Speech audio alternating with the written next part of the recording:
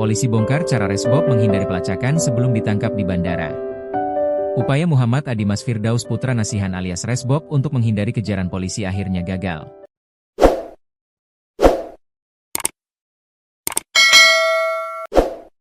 Dalam pelariannya, Resbob sempat mencoba mengecoh aparat dengan cara meninggalkan ponsel miliknya kepada sang pacar yang berada di Surabaya.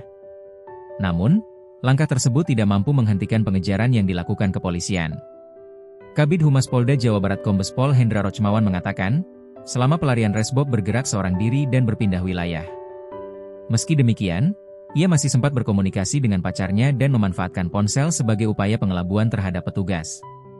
Selama pelarian itu dia sendiri, kemudian masih komunikasi dengan pacarnya di Surabaya.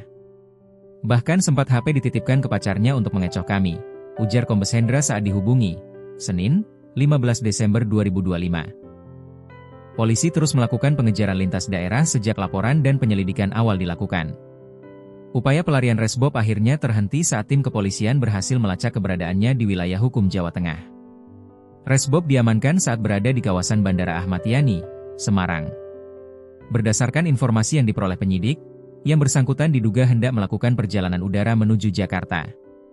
Yang bersangkutan berhasil kami amankan di Bandara Ahmad Yani, Semarang, saat diduga akan terbang ke Jakarta, kata Hendra. Usai diamankan, Resbob langsung dibawa oleh petugas Direktorat Reserse Kriminal Polda Jawa Barat. Ia kemudian diterbangkan dari Bandara Ahmad Yani menuju Bandara Soekarno-Hatta, Cengkareng, Jakarta, sebelum dibawa ke Mapolda Jawa Barat untuk menjalani pemeriksaan lanjutan. Sudah diamankan dan diterbangkan menuju Cengkareng. Selanjutnya akan dibawa ke Polda Jawa Barat, jelas Hendra. Hendra menambahkan, proses penanganan perkara ini telah masuk ke tahap penyidikan sejak akhir pekan lalu.